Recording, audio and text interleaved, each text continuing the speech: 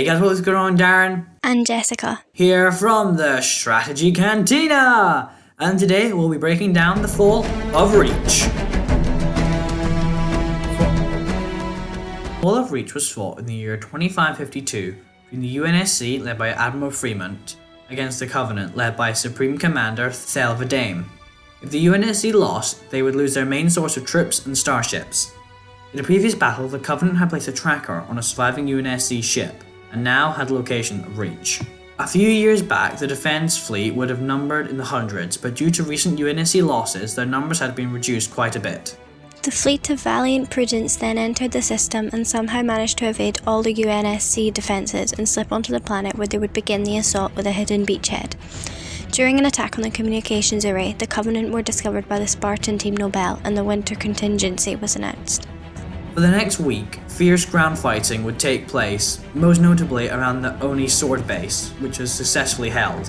Soon after the first week fighting, the UNSC launched an assault on the Covenant beachhead, and the cloaking generator was destroyed, revealing the fleet of Valiant Prudence. At this point, UNSC had summoned reinforcements from across their space, but they were still weeks away, and with the massive CSO carrier safely outside the orbital defense platform, it did not look good for the UNSC survivors. Realizing this, the Spartan Noble team initiated Operation Uppercut, detonating the slipspace bomb in a small corvette just underneath the CSO carrier, destroying both ships. Sadly, just moments after the bomb went off, Covenant reinforcements entered orbit.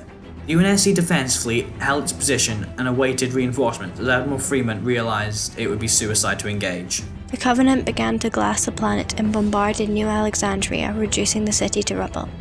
Soon after, a third and fourth Covenant fleet entered the system, bringing their total ship numbers to around 400 capital ships. Obviously, can't be represented here. But UNSC reinforcements had also arrived and thus begun a last-ditch defense of Reach's orbit.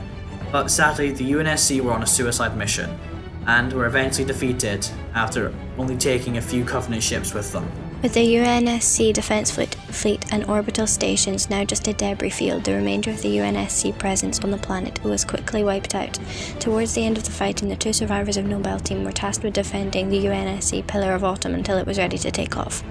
With Emil being cut down by an elite, Noble 6 decided to stay on Reach to cover the Pillar of Autumn and went on a one-man last stand until he was eventually cut down. The UNSC Pillar of Autumn escaped the system, kicking off the plot of Halo 1. With the loss of Reach, the UNSC will be crippled for years to come. But the war with the Covenant would eventually be a victory for humanity, meaning the lives lost to Reach were not in vain. Well guys, I hope you enjoyed my breakdown of the Battle of Reach. Sorry that I used again less graphics and more of the game clips, but with only the game book and a small comic book as visuals, I was kind of limited. Also, the battle mainly took place on the ground and I suck at them, so I try to avoid them at all costs. Anyway guys, that all said and done, I will see you next time for another Battle Breakdown. Goodbye everyone.